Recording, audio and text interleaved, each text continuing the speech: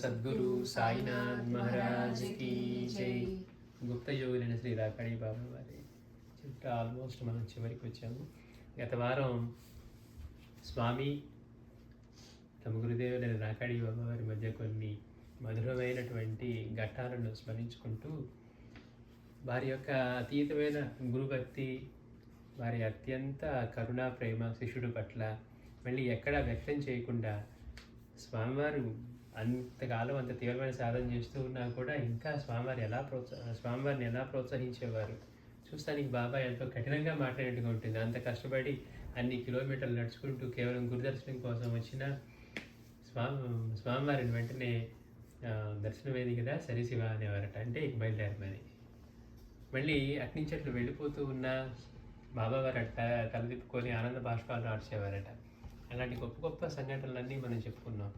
అట్లానే ఏనుగు బిడ్డ యొక్క సంఘటన కూడా చెప్పుకుంటూ మనం అయినా ఇప్పుడు శివ ఇక్కడ లేడు కదా, ఈ విషయాలు ఎలా తెలిసాయి అని బాబావారు అమాయకంగా అనటం కూడా మనకి ఎంతో ఆశ్చర్యాన్ని ఆనందాన్ని కలిగిస్తుంది. స్వామీజీ అన్నారట, అంటే పెద్ద ఆ కట్టెను కొట్టి తీసుకొస్తే అంత బరువైన కర్రను ఇంత దూరం ఎలా మోసుకొని వచ్చావు, కొంత తేలికపాటి కర్రను తెస్తే ఏం కొంపలు పోయావా అని బాబావారు కొంత మందలించిన ధోరణిలో అంటే, నేను ఏనుగు బిడ్డను, మీ బిడ్డను, ఏనుగు బిడ్డకు ఈ బరువు ఏ పాటిది అన్నారట. చూడండి ఎంత అద్భుతంగా స్వామివారు అంటూ ఉన్నారు. ఇంకిద్దరు నవ్వుకున్న తర్వాత మళ్ళీ కొంచెం అట్లాగే సరిశివ అన్నారట. ఇక స్వామివారు వెళ్ళిపోయిన తర్వాత మళ్ళీ బాబావారికి అనుకుంటున్నారట, అవును ఇందాక ఆయన వచ్చినప్పుడు ఆ పీఠాధిపతి వచ్చినప్పుడు ఇక్కడ శివ లేడు కదా, అంటే స్వామీజీ లేరు కదా, మరి అయినా ఈ విషయాలు తనకెట్లా తెలిసాయి అనుకుంటున్నారట. ఇక ఇట్లా స్వామివారు ఆ వరుణ గుహలో సాధన చేస్తూ బాబాని దర్శించుకుంటూ, అంటే బాబా అక్కడి నుంచి మళ్ళీ నువ్వు పాపన అక్కడికి వెళ్ళి చేయమని చెప్పినవి ఇవన్నీ మనం చెప్పుకున్నాం. ఇక సమయం ఆసన్నమైంది, అంటే స్వామివారి సాధన ఫలించి వారి పరిపూర్ణయ్యే సమయం ఆసన్నమైందన్నమాట. ఇలాగైతే వరుణ గుహ వదిలి వెళ్ళిన స్వామీజీ విషయంలో నిర్ణయించబడిన ఆ అద్భుత ఘడియలు రానే వచ్చాయి. స్వస్వరూపం తెలుసుకున్న స్వామీజీలో అణువణువు ఆనందంతో పులకించిపోతుంది. అంటే స్వామివారికి అనుభవం కలిగిన తర్వాత పూర్ణత్వం అనుభవం కలిగినది ఎట్లా ఉంది అంటే, ఇక తమ స్వస్వరూపం తెలుసుకున్నారు. అది తెలిసిన తర్వాత స్వామీజీలో అణువణువు కూడా ఆనందంతో పులకించిపోతుంది. ఎటు చూసినా ఆనందం, బ్రహ్మానందం, పూర్ణానందం. అది మనకి అనుభవం లేక మనం ఎటు చూసినా మనకేం కావాలో మన అవసరాలు ఎంతసేపటికి మనం ఇక్కడిక్కడే కొట్టుకొని ఇక్కడే ఉంటాం. కనీసం ఏం కావాలో ఏం పొందేదానిలో ఏముంటుందో అంతటి స్వామీజీకి ఎట్లా ఉందట అంటే, ఎటు చూసినా ఆనందం, బ్రహ్మానందం, పూర్ణానందం. అంటే ఆయన చేసిన సాధన, ఆయన తపస్సు ఫలించి ఆ మధురమైన క్షణాలు వచ్చిన తర్వాత స్వామివారి పరిస్థితి అలా ఉందట. ఎటు చూసినా ఆనందం, బ్రహ్మానందం, పూర్ణానందం. ఆ తన్మయత్వంలో, ఆ అరణ్యం మధ్య ఆనందంలో చిందులు వేస్తున్న స్వామివారి నోట తామెవరిని వెలిపుచ్చే అహం బ్రహ్మరూపి, బ్రహ్మస్వరూపి. స్వామివారు అక్కడ ఆనందంలో చిందులు వేస్తున్నారట. చిందులు వేస్తూ వారి నోటి నుంచి అట్లా వస్తూ ఉన్నాయి, అహం బ్రహ్మరూపి, బ్రహ్మస్వరూపి అనే భావశ్లోకం వెలువడింది. ఒకసారి ఆ ఆత్మానందాన్ని చవిచూసిన వారు ఇక దాన్ని వదలలేరు. అంటే స్వామివారు చెప్తారు కదా, ఎప్పుడు పూర్ణమైన ఆనందంలో ఉంటాము. ఒకసారి కనుక ఆ ఆత్మానందాన్ని చవిచూసిన వారు ఇక దాన్ని వదలలేరు, వదిలి బయటపడలేరు.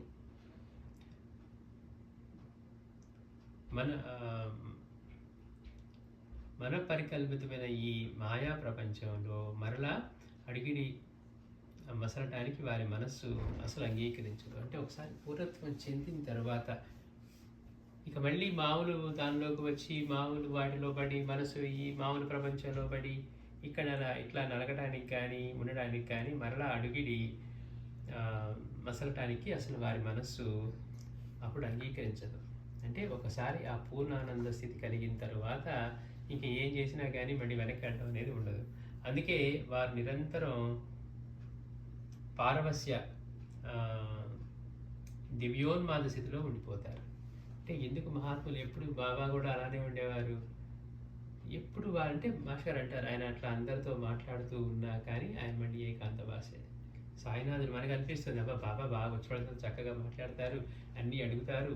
అంటే రెండు స్థితులు ఒకే సమయంలో ఉన్నటువంటి అద్భుతమైన వారు అనమాట. అంటే ఆయన అందుకే నామవాళ్ళు కూడా మనం చెప్పుకునేది చంచలం లేనివాడు చంచలం ఉన్నవాడు అని. అంటే రెండు ఎట్లాంటి వాడు, నామం లేనివాడు, అన్ని రూపాలు అన్ని నామాలు తానే అయినవాడు. అట్లాంటి స్థితిలో ఉండేవారట బాబా. అంటే ఆయన ఎంతమంది వచ్చి భక్తుల్ని ఎందరు ఆదరిస్తూ ఉన్నా, ఎంత మాట్లాడుతూ ఉన్నా, ఎందరికి అనుగ్రహం చూపిస్తూ వాళ్ళ ప్రేమతో మాట్లాడుతూ ఉన్నా కానీ ఆయన మళ్ళీ మౌనంగా ఉండేవారే అంటారు. అంటే అలాంటి స్థితిలో ఉండేవారని. ఇక్కడ వీళ్ళు కూడా ఎప్పుడు ఎట్లా ఉంటారు అంటే నిరంతరం పారవస్యమైనటువంటి దివ్యోన్మాద స్థితి. అది మామూలు ఉన్మాదం కాదు, దివ్యోన్మాదం. అట్లాంటి స్థితిలో ఉండిపోతారు. ఇప్పుడు స్వామివారి స్థితి కూడా అదే. అంటే ఆ పూర్ణత్వం చెందిన ఆ ఘడియలు వచ్చిన తర్వాత, స్వామివారికి తమ స్వస్వరూపం తెలిసిన తర్వాత, ఆ ఆత్మానందం కలిగిన తర్వాత స్వామివారి ఆనందంలో తేలాడిపోతున్నారు అనమాట. ఎటు చూసినా ఆనందం, ఎటు చూసినా బ్రహ్మానందం, ఇక హైయెస్ట్ ఆఫ్ ద ఆనందం అనమాట. అట్లా పూర్ణానందం. అట్లా ఒకసారి పొందిన వారు మళ్ళీ వెనక్కి రావటం, వచ్చి మామూలుగా మళ్ళీ విషయాల్లో పట్టడం అట్లా ఉండదు. వారు మామూలుగానే లేరు. ఇంకా ఆత్మానంద స్థితి పొందిన తర్వాత ఇక మళ్ళీ వెనక్కి రావటం లేదు. ఇప్పుడు స్వామివారి స్థితి కూడా అదే. మహనీయులు ఇలాంటి మానసిక స్థితిని ఉపమానంగా హోమపక్షి జీవితంతో పోలుస్తూ ఇలా చక్కగా వర్ణించారు.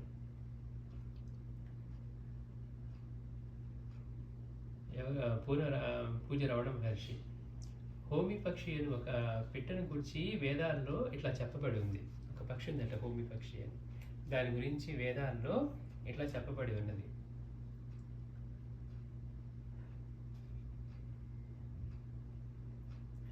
ఆకాశంలో అది మహోన్నత స్థానంలో నివసించును. వేదాల్లో చెప్పిన పక్షి గురించి చెప్తున్నారు. ఆకాశాన అది మహోన్నత స్థానంలో నివసించును, ఎప్పటికీ క్రిందకు రాదు. అంటే పైనే, ఆకాశంలో పైనే ఉంటుంది తప్పించి ఆ హోమి పక్షి ఎప్పటికీ క్రిందికి రాదు, భూమి మీదకు అసలే రాదు. అలా ఆకాశ గర్భంన తన గ్రుడ్లను విడవ అది అంటే ఎంత పైన ఉంటుంది అంటే ఆకాశ మార్గంలో గుడ్లను విడిస్తే అవి మళ్ళీ నేల చేరేలోపే అవి బిడ్డలైపోతాయట. చూడండి ఎంత గమ్మత్ అంటే ఎప్పుడు కిందకి రాదు, భూమి మీదకి అసలే రాదు. అది ఆకాశ గర్భంలో తన గ్రుడ్లను విడవ అవి క్రింద పడుచూ ఉండగానే మార్గ మధ్యంలో, అంటే ఎంత ఎత్తునుంటుందో చూడండి. అవి పైనుంచి కింద పడే లోపలే ఆ గుడ్డు కాస్త బిడ్డగా మారేంత, అట్లా మార్గ మధ్యంలోనే పిల్లలగును.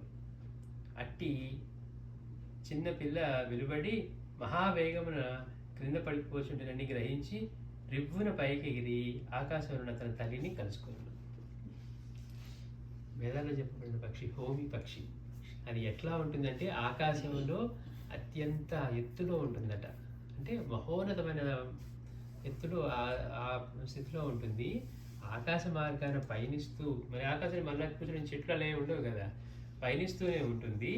అది గుడ్లను విడిచినా కానీ ఆ గుడ్డు కిందకి, అంటే మార్గ మధ్యంలోనే పిల్లలు అయిపోతాయట.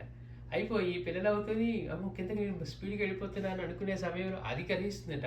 ఆ చిన్న పిల్ల కూడా గ్రహించి రివ్వున పైకి ఎగిరి, అంత వెంటనే బిడ్డ అవగానే కూడా మామూలుగా రెక్కలకి పనిచేయాలి కదా, అయినా కానీ వెంటనే రివ్వున పైకి ఎగిరి తల్లిని చేరుకుంటుందంట. అది కూడా, అంటే అది కూడా పైన మళ్ళీ ఉన్నతంగానే జీవిస్తుంది. ఈ కథ ఎవరు చెప్పారు? రమణ భగవాన్. తన గుడ్లు కింద పడే లోపలే మళ్ళీ పిల్లలు అవుతాయి. అట్లా చిన్నపిల్లలు వెలువడి మహావేగంలో క్రింద పడిపోతుందని గ్రహించి రివ్వున పైకి ఎగిరి ఆకాశానున్న తన తల్లిని కలుసుకున్నాడు. వరుణ గుహలో స్వామివారు లేరనే విషయం సర్వజ్ఞులైన బాబా వారికి తెలుసు. అలా అరణ్య మధ్యలో వారు ఏ ప్రాంతంలో ఉన్నది కూడా వారికి తెలుసు. స్వామివారిని తోడుకొని రమ్మని దొరై రాజు గారిని పంపారు. అంటే స్వామివారు ఇక అప్పుడు దాకా బాబా ఏం చెప్తున్నారు, శివ సాధన ఇంకా ఇది చేయాలి, నువ్వు తొందరగా మనం స్వస్వరూపాన్ని తెలుసుకోవాలని చెప్పి స్వామివారిని బాగా పుష్ చేస్తూ ఉన్నారు. ఒక విధంగా బాగా చదివేవాడు ఇంకా చదువు అని చెప్పినట్టుగా స్వామివారు అంత తీవ్రమైన సాధన చేస్తూ ఉన్నా కానీ ఇంకా సాధన చేయాలి మనం అని చెప్పి స్వామివారిని బాగా ప్రోత్సహిస్తూ ఒక విధంగా పుష్ చేస్తూ ఉన్నట్టుగా ఉండేవారు. ఇక తన శిష్యుడు ఏ స్థితిని పొందారో ఆయన తెలియకుండా సర్వజ్ఞుడైన గురువుకి తెలుసు. ఇప్పుడు స్వామివారు ఏ స్థితిలో ఉన్నారో, గుహలో లేరు, ఎక్కడున్నారు, అరణ్యంలో ఉన్నారు, ఆయన ఆనందంలో చిందులేస్తూ ఉన్నారు, అహం బ్రహ్మరూపి బ్రహ్మస్వరూపి అని ఇట్లా చేస్తూ ఉన్నారని చెప్పి, సరే వెళ్ళి స్వామివారిని తోడుకొని రా అని చెప్పి దొరైరాజు గారిని రాకాడి బాబా వారు పంపించారంట అరణ్యానికి. బ్రహ్మానందంలో కరిగిపోయి బాహస్పతిలో లేని స్వామీజీని బలవంతంగా మేల్కొల్పడానికి భయపడి అతను వెనుదిరిగి వెళ్ళి ఆ విషయం బాబా వారికి తెలియజేశారు. అంటే ఎలాంటి స్థితిలో ఉన్నారు? దివ్యమైన ఉన్మాద స్థితిలో ఉన్నారు. బాహ్య స్థితి తెలియట్లేదు. మాస్టర్ అంటారు, ఆయనకి బాబా దగ్గర అనుభవం కలిగిన తర్వాత షిరిడీలో కాలేజీలో లెక్చరర్గా చేస్తూ ఉన్నప్పుడు మనసు ఊరికి ఏకాగ్రమైపోతూ ఉండేదట. అంటే బాహ్య ప్రజ్ఞ లేకుండా తెలియకుండా ఉండేదట. దాన్ని ప్రజ్ఞ తెలుపుకోవడం కోసం ఆయన ఆటలాడుతూ క్రికెట్ ఆడుతూ అంటే ఎప్పుడు ఒక యాక్టివిటీ చేస్తూ బహిర్ముఖులు అయి ఉండాల్సి వచ్చేదట. అంటే అట్లా ఉండేది. అంటే అనుభవం ఎట్లా ఉంటుంది? స్వామీజీకి ఇట్లాంటి పూర్ణస్థితి కలిగేసరికి ఇక అసలు పట్టించుకునే స్థితిలో లేరు. ఆయన బ్రహ్మానందంలో మునిగిపోయినారు, చక్కగా చిందులు వేస్తున్నారంటే స్వామీజీ. తర్వాత ఈ వెళ్ళి బ్రహ్మానందంలో కరిగిపోయి బాహ్యస్థితిలో లేని స్వామీజీని బలవంతంగా మేల్కొల్పడానికి భయపడి అతను మళ్ళీ వెనుతిరిగి వెళ్ళిపోయాడు.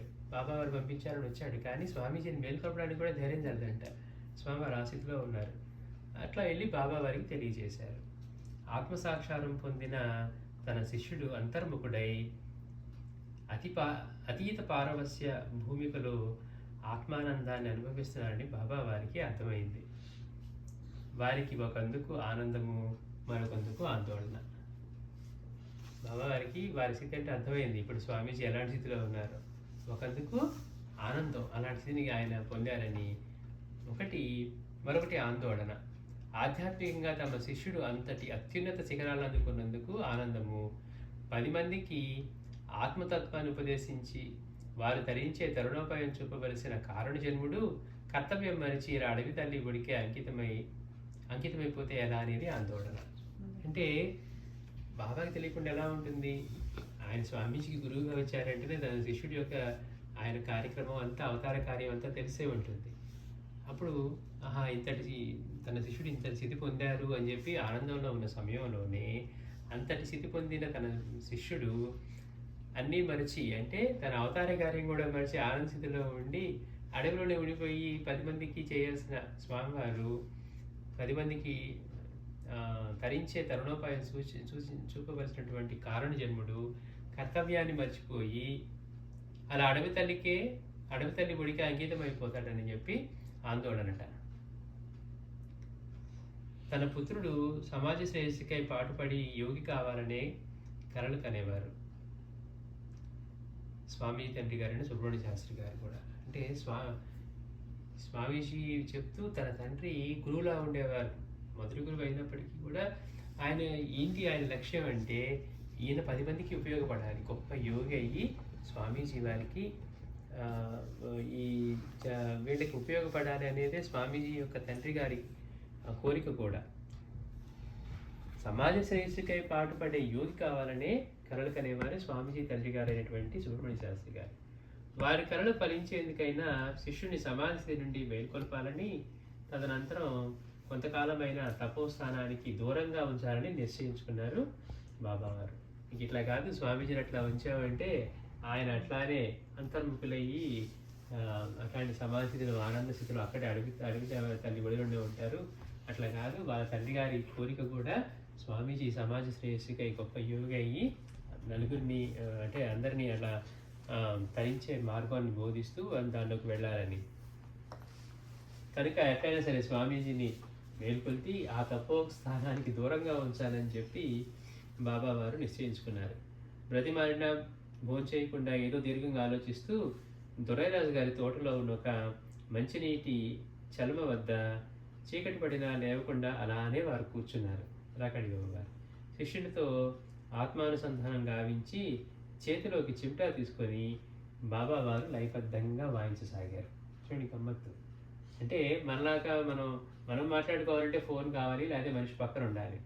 వాళ్ళు మాట్లాడుకోవాలంటే ఏముందండి, వాళ్ళు ఒకే స్థితిలో ఉంటారు. అందుకని శిష్యునితో ఆత్మానుసంధానం గావించారు. చేతిలో ఒక చిమ్టా తీసుకున్నారట. తీసుకొని దాన్ని లయబద్ధంగా వాయించసాగారు. అచ్చటి అడవిలో సమాధి స్థితిలో ఉన్న స్వామివారి సమాధి స్థితి భంగమై మెల్లమెల్లగా బాష్పశుద్ధి రాసాగింది.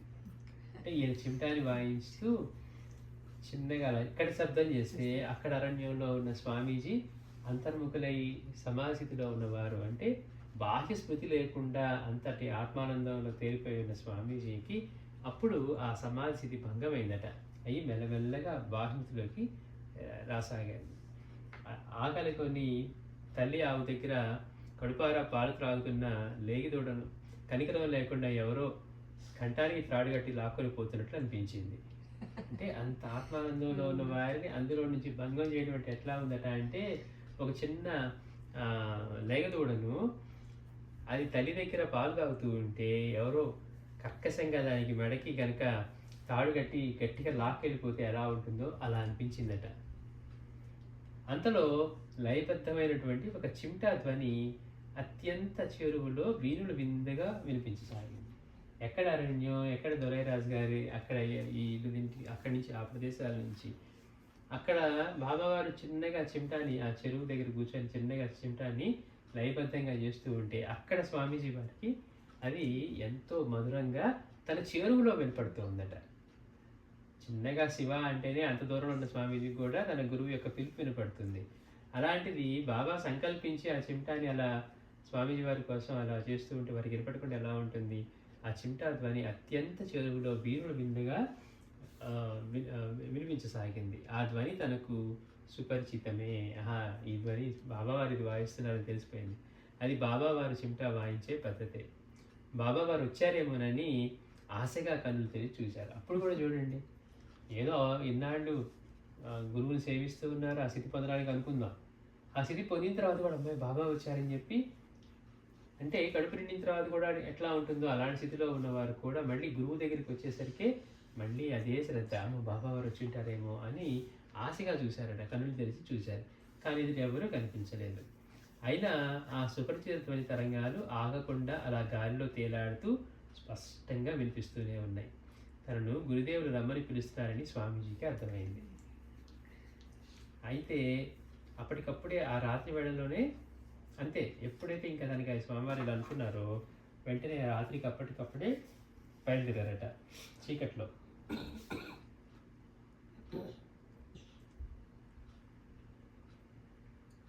ధ్వని తరంగాలే తనకు దారి చూపుతూ ఉండగా బడిబడిగా అడుగులు వేసుకుంటూ ముందుకు రాసాగారు. మరి అంత చీకటి అడుగులు ఎట్లా వచ్చారు అంటే, ఎట్లా బయటకు వెళ్ళాలంటే, బాబా యొక్క వాయించే చిమ్టా యొక్క తరంగాలు తనకి ఎలా వినిపిస్తున్నాయో స్వామీజీకి, అవి ఎట్నుంచి వినిపిస్తూ తను నడిపిస్తున్నాయో అట్లానే వడివడిగా అడుగులు వేసుకుంటూ ఆ ధ్వనిని ఆధారం చేసుకుంటూ వచ్చారట.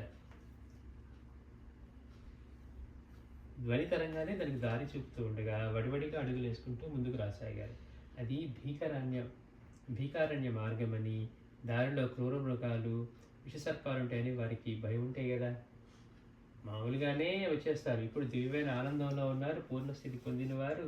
తర్వాత తన గురువు పిలిచారని చెప్పి అట్లానే బయలుదేరి వస్తున్నారు.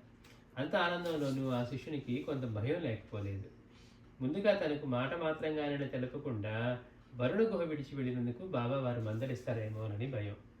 అంటే అక్కడి నుంచి ఎందుకు బయలుదేరారో మనం అప్పుడు గతంలో చెప్పుకున్నాం. అందరూ వచ్చేవారట, అక్కడికి వచ్చి నమస్కారం చేస్తూ లేకపోతే బయట వారికి ఏదైనా నైవేద్యం పెట్టి, అంటే ఈయన గుహలో అక్కడ అట్నుంచి అటు వెళ్ళేవాళ్ళు అక్కడ స్వామివారు తపస్సు చేసుకుంటున్నారు అని చెప్పి బయట నుంచి నమస్కారం చేసుకోవడం, పండు లేకపోతే ఏదో పెట్టి వెళ్ళటట్లు చేస్తూ ఉన్నారట.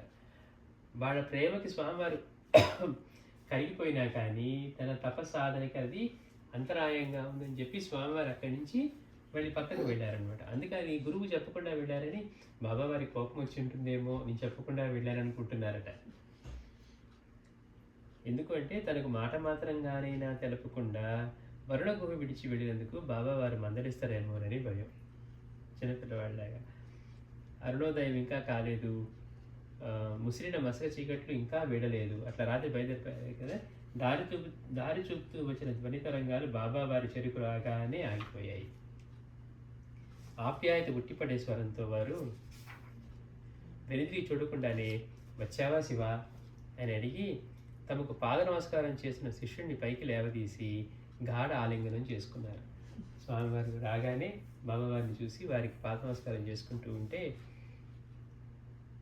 ఆయన వెనక్కి తిరిగి కూడా చూడలేదట. వచ్చినప్పుడు చూడకుండానే వచ్చావా శివ అన్నారట స్వామీజీని. అని తమ పాద నమస్కారం చేసుకున్న శిష్యుడిని పైకి లేవదీసి గాఢ ఆలింగనం చేసుకున్నారు.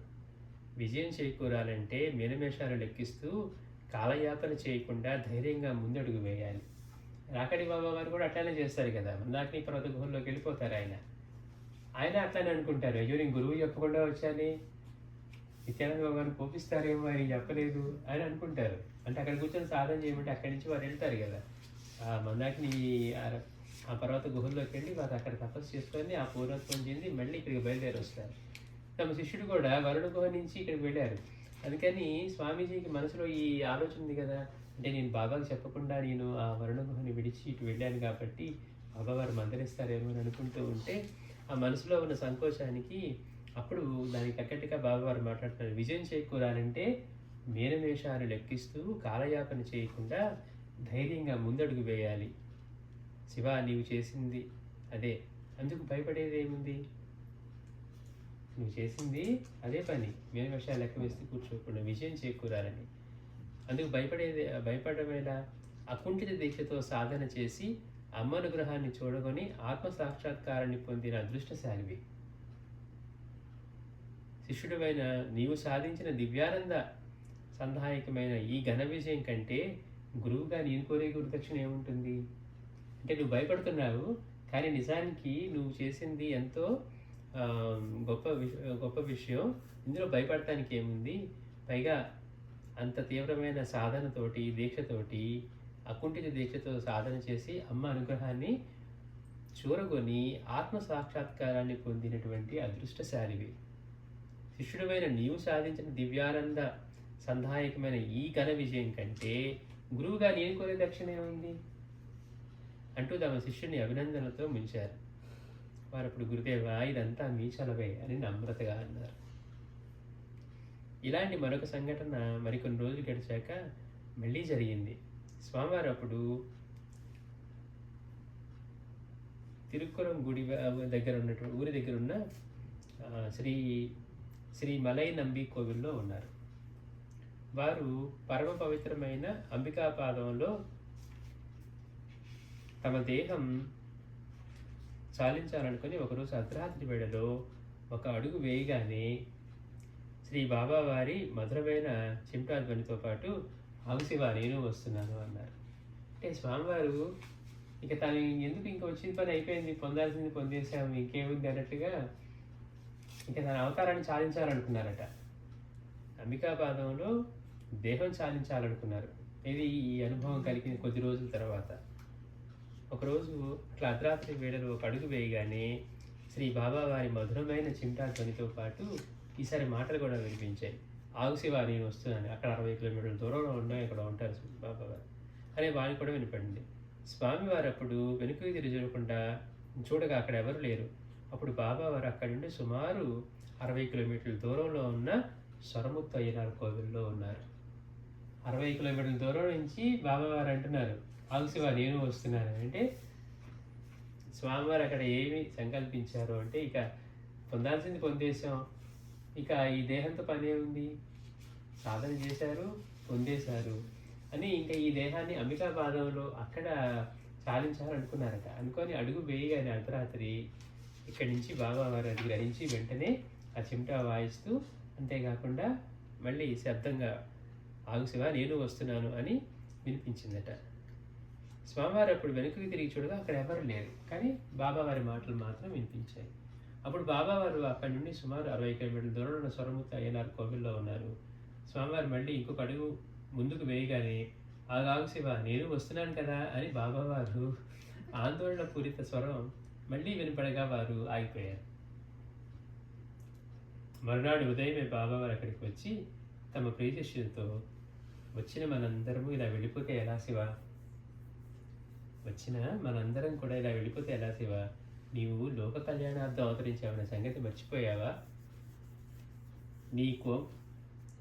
నేను జనం మధ్యలోకి రాలేను.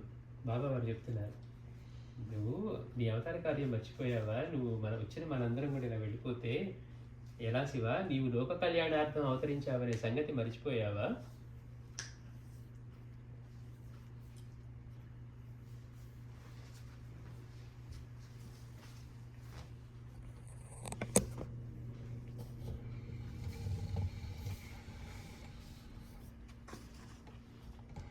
నేను జనం మధ్యలోకి రాలేను. నా ఈ రూపంలోని సున్నిత హృదయం కంటే నీ కోమల స్వరూపంలోని కఠిన హృదయం అందుకు తగినది. బాబావారు చెప్తున్నారు, నేనేమో జనాల మధ్యలోకి రాలేను. నా ఈ రూపంలోని సున్నిత హృదయం కంటే కూడా చూస్తానికి ఎంతో కోమల స్వరూపంగా ఉన్నటువంటి స్వామివారి గురించి చెప్తున్నారు. నీ కోమల స్వరూపంలోని కఠిన హృదయం అందుకు తగినది, కాబట్టి నీ అవతార కార్యం సాగించు శివ అని ఆ ప్రయత్నం నుండి తన శిష్యుణ్ణి విరమింపజేశారు. అంటే తన దేహాన్ని సాధించాలని స్వామివారు అనుకున్న దాని నుంచి చెప్తున్నారట.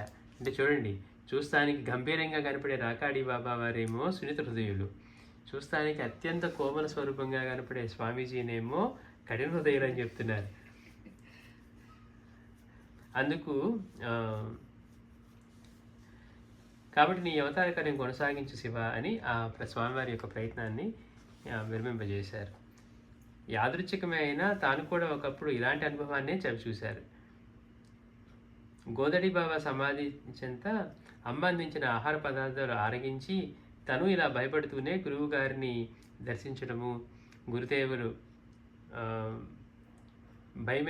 భయమెందుకు రాని అభయం ఇస్తూ తనను ఇలాగే ఆలింగనం చేసుకొని అభినందించడము లీలగా వారి మనసులో మెదిలింది. నేను ఇలాగే చేశాను కదా, చెప్పినా కానీ అనసూయ అవసరము నాకు నుండి సాధన చేసుకోమన్నా ఏం చేశారు, ఇక్కడి నుంచి మందాకిని పర్వత గుహల్లోకి వెళ్ళి అక్కడ ఆయన సాధన చేసి ఫలించిన తర్వాత మళ్ళీ వెనక్కి వచ్చి వీళ్ళని కలుస్తారు. అప్పుడు కూడా భయపడుతూ వచ్చారు. నేను నిత్యానంద భగవాన్ యొక్క అనుమతి లేకుండా నేను విడిచి వెళ్ళాను చెప్పిందని. సూర్యోదయమైంది. స్వామీజీ వారు వచ్చారని దొరరాజు గారి ఇంట్లో పండుగ వాతావరణం నెలకొంది. నిన్ను కని పెంచి ఇలా తీర్చిదిద్దిన మీ నాన్నగారి ఆశ నెరవేర్చవలసిన సమయం ఆసన్నమైందని శిష్యునికి తన కర్తవ్యాన్ని గుర్తు చేశారు గురుదేవులు.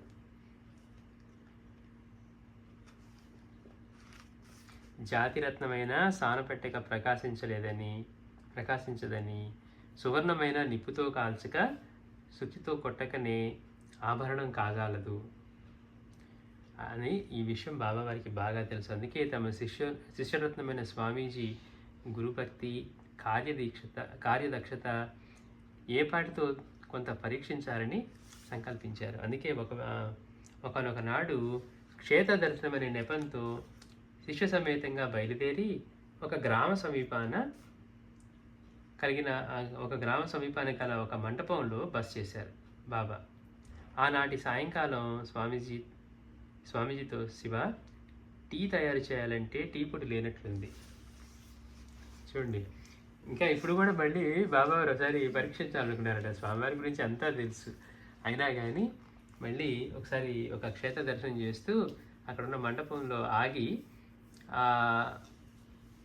ఆనాటి సాయంకాలం స్వామీజీ, ఎందుకంటే రాకాడి బాబా వారు మనకి టీ తాగేవారు కదా, బ్లాక్ టీ, అందుకని అంటున్నారట, శివ, టీ తయారు చేయాలంటే టీ పొడి లేనట్లుగా ఉంది, ఆ గ్రామానికి వెళ్ళి తీసుకొని రా అని ఆజ్ఞాపించారు. అలాగేనంటూ ఆ గ్రామానికి వెళ్ళిన స్వామీజీ మార్గ మధ్యంలో ఒక వాగు అడ్డం వచ్చింది. ఆ గ్రామానికి వెళ్ళి తీసుకురమ్మన్నారు. కానీ ఆ గ్రామానికి వెళ్ళాలంటే దారి మధ్యలో ఒక పెద్ద వాగు అడ్డం వచ్చిందట. ఆ గ్రామానికి వెళ్ళి టీ పొడి తీసుకురావాలంటే తప్పనిసరిగా ఆ వాగు దాటి అవతలి ఒడ్డుకు చేరాల్సిందే. తనకు ఈత వచ్చు, కానీ పరిచయని ఆ ప్రాంతంలో పొంగి ప్రవహిస్తున్న ఆ వాగును ఈదుకొని పోవడం మాత్రం దుస్సాహసమే కాగలదు. కానీ తప్పదు, ఎందుకంటే వేళకు గురువు గారికి టీ త్రాగడమే తనకు ముఖ్యం.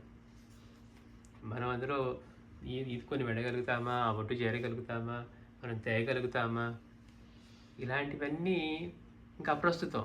సమయానికి బాబా వారికి టీ తాగటానికి నేను టీ పొడి తేవాలి, దానికోసం ప్రయత్నం చేయటమే. తెస్తారా, తేగలుగుతామా లేదా అనేది కాదు. అందుకని వేళకు గురువుగారు టీ త్రాగడమే తనకి ముఖ్యం. అందుకే స్వామివారు ఈదుకుంటూ అవతల ఒడ్డుకు చేరాలి. ఆ గ్రామానికి కాబట్టి అట్లా స్వామివారు ఈదుకుంటూ అవతల ఒడ్డుకు చేరారు. ఆ గ్రామానికి వెళ్ళి టీ పొడిని తీసుకొని తిరిగి ఈదుకుంటూ వాగును దాటి వచ్చి గురువుగారికి టీ పొడిని అందజేశారు. అప్పుడు బాబా వారు స్వామీజీ వైపు కన్నెత్తైన చూడకనే, శివ బెల్లం కూడా లేనట్లుంది. మనమైతే ఏమంటాం, వారు బాబా రెండు ఒకసారి చెప్పచ్చు కదా, ఏముంది చూసుకొని ఇప్పుడే నేను వెళ్ళొచ్చాను, అదంతా ఈదుకుంటూ అటు వెళ్ళి కష్టమంతా చేసి ఇట్లా తెచ్చాను, మళ్ళీ మీరు ఇప్పుడు బెల్లం అడుగుతున్నారు, మళ్ళీ తర్వాత నీళ్ళు లేవంటారు, పాలు లేవంటారు, అవి కూడా చూసి చెప్పండి అంటాం. కానీ స్వామివారు ఏం చేశారో చూద్దాం. స్వామివారు కన్నెత్తి కూడా చూడలేదట. అవకాశం పడకుండానే వెంటనే ఏమన్నారు, శివ బెల్లం కూడా లేనట్లుంది, వెళ్ళి బెల్లం కూడా తీసుకొనిరా అని అన్నారు. స్వామీజీ అలాగేనంటూ వెంటనే బెల్లం తీసుకురావటానికి మళ్ళీ బయలుదేరి వెళ్ళారు. అదే మరెవరినైతే టీ పొడిని తేవడానికి పొంగి ప్రవహిస్తున్న వాగును తామంత కష్టపడి ఈదుకుంటూ వెళ్ళి తిరిగి అదే విధంగా దాటి వచ్చింది ఏకరువు పెట్టేవారు. బాబా మీరు పంపించారు కానీ నాకు దారిలో ఇంత బాగుందని తెలియదు, నేను ఎంతో కష్టపడి దాటి వెళ్ళి తీసుకొని మళ్ళీ తిరిగి ఈదుకుంటూ వచ్చాను అని చెప్పకుండా అయినా ఉండవు. కానీ స్వామివారు ఏం చెప్పలేదు, టీ తీసుకొచ్చి పెట్టారు. వెంటనే బాబావారు ఏం చేశారు, బెల్లం కూడా లేనట్లుంది, అది కూడా తీసుకురా అన్నారట. స్వామివారు ఒక్క మాట కూడా చెప్పలేదు. అంటే మనమైతే గుర్తింపు కోసం తపన పడతాం, కష్టపడ్డామనో ఇంకోటనో. కానీ తన గురువు సర్వజ్ఞుడు, తనకి తెలియదు ఏముంటుంది. అందుకని మళ్ళీ బెల్లం కోసం బయలుదేరట.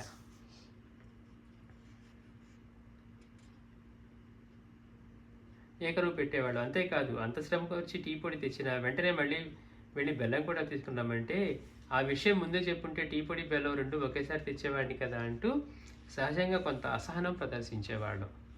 కానీ తాను చెప్పిన వెంటనే మారు మాటైనా మాట్లాడకుండా వడవడిగా అడుగులు వేసుకుంటూ పరుగులాంటి నడకతో బెల్లం తీసుకురావడానికి వెళ్తున్న తన ప్రియ శిష్యుడిని చూస్తూ బాబావారు సంతృప్తిగా నిట్టూర్చారు. శిష్యుని సేవా నిరతిని, కార్యదీక్ష దక్షతను తలుచుకుంటూ ఉంటే బాబావారి కన్నులు చెమర్చి అప్రయత్నంగా ఆనంద బాష్పాలు రాసాగాయి. స్వామివారు ఈసారి కూడా ఈదుకుంటూ వాగును దాటి వెళ్ళి బెల్లం తీసుకొని తిరిగి ప్రయాణమయ్యారు. తీరా వాగు దగ్గరికి వచ్చి చూసి తీవ్ర దిగ్భ్రాంతికి లోనయ్యారు. ఆశ్చర్యం, మహా అద్భుతం. అంతవరకు పొంగి ప్రవహించిన వాగు ఇంతలో ఎలా ఇంకిపోయింది అంటే అక్కడ వాగే లేదు. బాబావారు పెట్టిన పరీక్షలో అదొక భాగం. చూడండి గమ్మత్తు. రెండోసారి వెళ్ళినప్పుడు కూడా ఉంది, కానీ మళ్ళీ బెల్లం తీసుకొని తిరిగి వస్తున్నప్పుడు ఆ వాగు లేదట. స్వామీజీ ఆలోచిస్తున్నారు, ఇదేం అద్భుతం, ఇందాక వెళ్ళినప్పుడు ఉంది, ఇప్పుడు ఎలా ఇంకిపోయింది ఇంత పెద్ద వాగు అని అనుకుంటూ ఉన్నారట. వాగులో ఎలా ఇంకిపోయింది, వాగులో దిగి నడిచి వస్తూ ఉన్నా అది కాలికి తేమ కూడా కావడం లేదు, అంటే కాలు కూడా తడి కూడా కావటం లేదు. అంటే అంత వాగుగా ఉన్నది, ఒక్క చుక్క నీరు లేవట. ఇది కలయా నిజమా అని స్వామీజీ తమ కన్నులను తాను నమ్మలేకపోయారు. కానీ ఇది కల మాత్రం కాదు సుమా అని నిరూపించడానికి తమ వద్దనే ఉన్నాయి ప్రత్యక్ష సాక్ష్యాలు. అవే తాను ఈదు కొడుతూ వాగు దాటే సమయంలో తడిచి ఇంకా నీరు కారుతూ ఉన్న తన కౌపీనము మరియు అంగవస్త్రం. అంటే స్వామీజీ ఈత కొట్టుకుంటూ పెట్టారు కదా తేవటానికి. పోనీ ఇది నిజంగా ఇందాక కూడా లేవా, ఇదేంటి ఇలా మాయ జరిగింది అనుకోవటానికి లేదు. స్వామివారి తడిచిపోయినటువంటి వస్త్రాలు, వారు ధరించిన కౌపీనము మరియు అంగవస్త్రం. స్వామీజీ బాబావారు బస చేసిన మండపం వైపు మౌనంగా అడుగులేస్తూ ఉన్నా వారి మధ్యలో ఏవేవో ప్రశ్నలు మెదులుతూ ఉన్నాయి. అంతవరకు పర్వత తొక్కుతూ ప్రవహించిన ఆ వాగు 10 నిమిషాల వ్యవధిలో ఎలా అడుగంటిపోయింది? ఇది ఎలా సాధ్యం? పైగా పరస్పర విరుద్ధమైన ఆ రెండు సంఘటనలకు ప్రత్యక్ష సాక్షి కూడా తానే. ఎవరో చెప్పటం కాదు కదా, స్వామివారే చూశారు. పర్వత తొక్కుతూ ఉంది, ముందు వెళ్ళారు, ఈదుకుంటూ వెళ్ళారు, టీ పొడి తీసుకొచ్చి ఇచ్చారు, మళ్ళీ ఈదుకుంటూ వచ్చారు. మళ్ళీ బాబా బెల్లం కావాలంటే మళ్ళీ వెళ్ళారు. వెళ్ళేటప్పుడు ఈదుకుంటూ వెళ్ళి అటువైపు వెళ్ళి బెల్లం తీసుకుని రావడానికి మళ్ళీ ఈదటానికి వచ్చేసరికి అక్కడ ఒక చుక్క కూడా నీరు లేకుండా అదంతా వాగంతా నీరంతా ఇంకిపోయినట్టుగా ఉంది. అందులో దిగి చూస్తూ ఉంటే ఆశ్చర్యంగా ఉందట. పోనీ ఇదంతా నా భ్రమ అనుకోవడానికి లేకుండా స్వామివారి ధరించిన వస్త్రాలు తడిచి ఇంకా తడితడిగా నీరు కారుతూ ఉన్నాయి, కాలుకేమో చెమ్మ కూడా అంటట్లేదు, ఏంటి ఆశ్చర్యం అనుకుంటూ వచ్చి ఇలా బాబావారి దగ్గరికి వస్తున్నారట.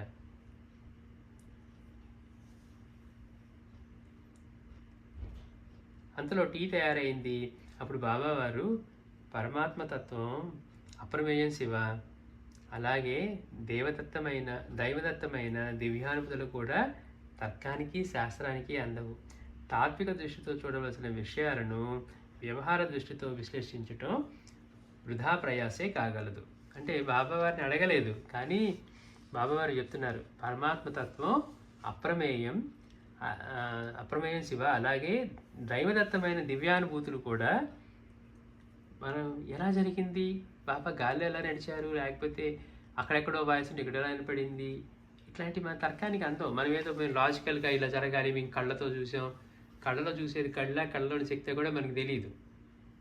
కానీ మనం కళ్ళు అని ఇది కళ్ళు మూసి నిద్రపోతున్నప్పుడు అన్నీ చూస్తూ ఉన్నాం కదా, మరి చూసే శక్తి ఏది, మేము లాజికల్గా మాట్లాడతామంటే అసలు అంత పూర్తి ఇల్లాజికల్ అయిపోతుంది. అంటే మనకి తెలియని దాన్ని కూడా మనం ఏదో మేము గొప్ప లాజిక్ అనుకోవటం. అందుకే బాబా అంటున్నారు తర్కానికి శాస్త్రానికి కూడా అందం దివ్యమైన అనుభూతులు ఏవైతే ఉన్నాయో దైవదత్తమైనటువంటివి అని చెప్తూ, తాత్విక దృష్టితో చూడవలసిన విషయాలను వ్యవహార దృష్టితో విశ్లేషించుకుంటే అది వృధా ప్రయాసే కాగలదు. అందున అవసరమైన ఆలోచనలు మాని వచ్చి టీ తాగి వెళ్ళమని చెప్పారు. భావగర్భితమైన బాబావారి ఆ మాటలతో స్వామివారి చిక్కుముడి విడినట్టయి తన సంశయాలకు సరియైన సమాధానం దొరికినట్లయి ఆ కనులు ఆనందంతో మెలమెలా మెరిశాయి.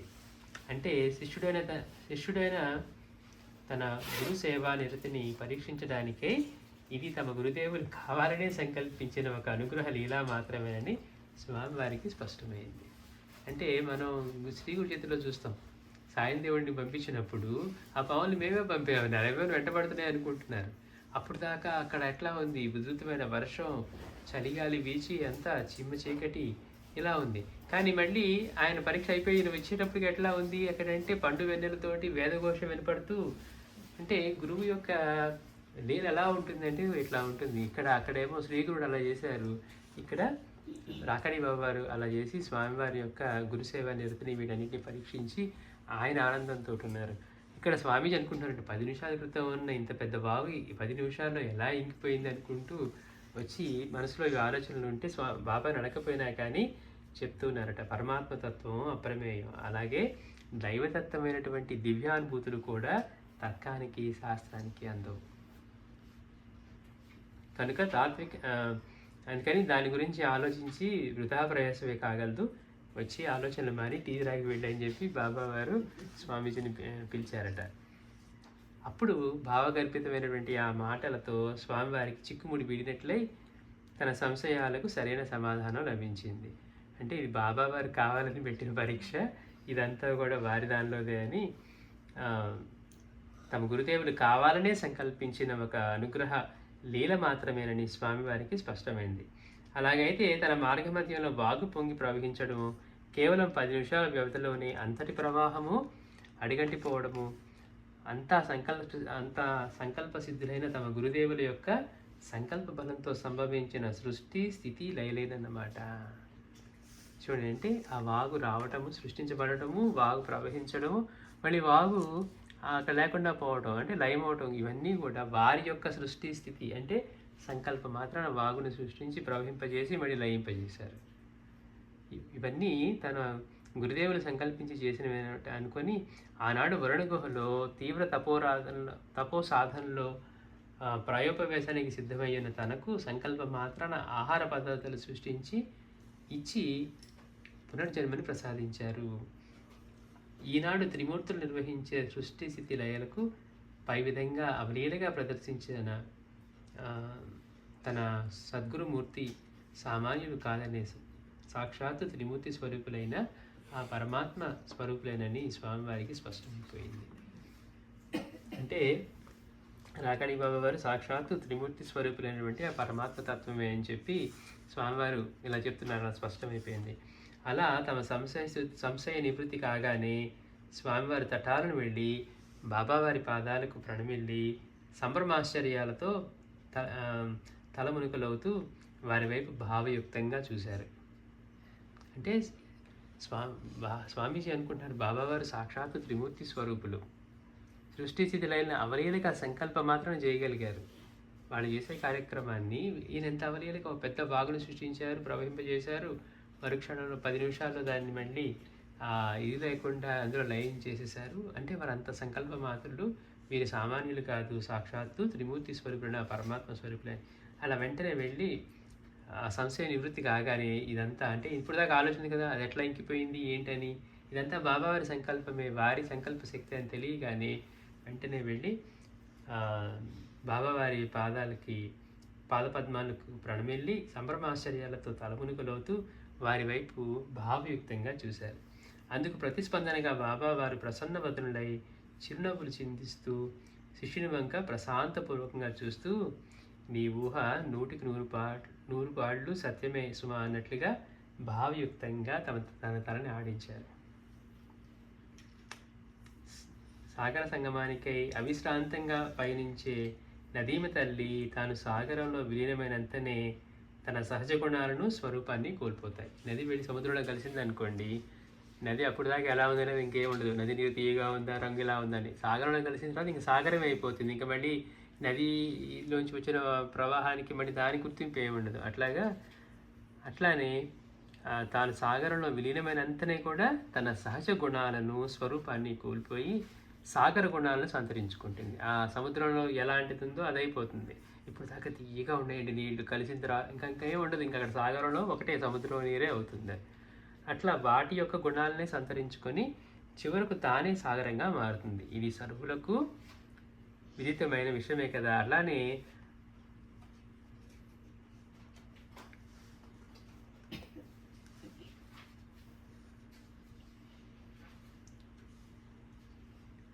మనకి గోచరించినటువంటి పరబ్రహ్మ అనే బ్రహ్మానంద సాగరంలో విలీనం కావాలని తప్పించే తాపసోత్తములు నిరంతరము ఆ సత్యాన్వేషణలో మునిగి ఉంటారు.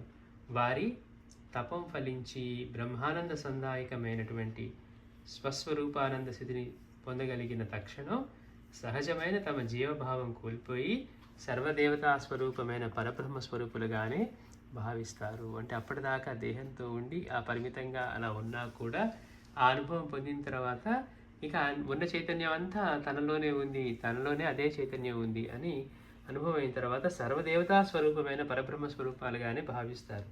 అంతటి మహోన్నత స్థితిని అందుకోగలిగిన మహాత్ములు సంకల్పిస్తే సృష్టిలో వారికి అసాధ్యమైన పని ఏదైనా ఎలా ఉంటుంది? పంచభూతాలైన అట్టి మహనీయుల ఆజ్ఞలను శిరసా వహించాల్సిందే కదా. ఇది ఇక్కడ దాకా చెప్తూ శ్రీగురుడు గురించి మనకి నామధారకుడు ఏమన్నారో, గురువు యొక్క నీళ్ళు చెప్పడం ఎవరి తరము కాదు. సముద్రంలో ఇసుక రేణువులు ఏంటంటే ఎలా లెక్క పెడతాం? అందులో వారి కొన్ని దివ్యమైన నీళ్ళని స్మరించుకొని తృప్తి పడటమే. ఆయన యొక్క నీళ్ళు ఇక్కడితో అయిపోయాయి, బాబా వారు ఇన్నే చేశారంటానికి లేదు. మనం సాయినాథుడి చేతిలో చదువుకున్న మాస్టర్ గారు మన స్మరణ కోసం మనకు అందించిన దివ్యమైన ఘట్టాలే తప్పించి బాబావారు అసంఖ్యాకంగా అప్పుడు చేశారు, ఇప్పుడు చేశారు, ఎప్పటికీ చేస్తూనే ఉంటారు అని మనకి చెప్పినట్లుగా ఈ గ్రంథం కూడా ఇక్కడ పరిసమాప్తి కావడం లేదు. ఎందుకంటే ఈ గ్రంథానికి అసలు ఆరంభమే లేదు కనుక. ఇందులో వివరించబడిన విషయాల యొక్క ప్రారంభం ఎక్కడుందో వారికే ఎరుక. కాలాతీతులు పూర్ణపురుషుడి గురువు ఈ సృష్టి ప్రారంభం కాకముందే మనకు అందుబాటులో లేని విధంగా ఉన్నారు. అంటే బాబా చెప్పినట్టుగా అప్పుడు ఇప్పుడు ఎప్పుడు ఉన్నానని చెప్పినట్టుగానే ఇక్కడ కూడా మనకి సృష్టి స్టార్ట్ అవడానికి ముందే వారు ఉన్నారు. అలా మన ఊహకి అతీతమైన కాలం వరకు ఉంటారు కూడా. కనుక ఈ ప్రస్తుతం అంటే ఈ గ్రంథం ఇవాళ మనం కంప్లీట్ చేసుకుంటున్న బాబావారి లీలలు ఇవన్నీ అనంతం అసంఖ్యాకంగా ఉంటాయి. అప్పటికి ఇప్పటికీ ఎప్పటికీ జరుగుతూనే ఉంటాయి అని సాయిదాస్ గారు చెప్తూ ఉన్నారు మనకి స్వామీజీ. శ్రీ సచ్చిదానంద సద్గురు సాయినాథ్ మహారాజ్ కీ జై.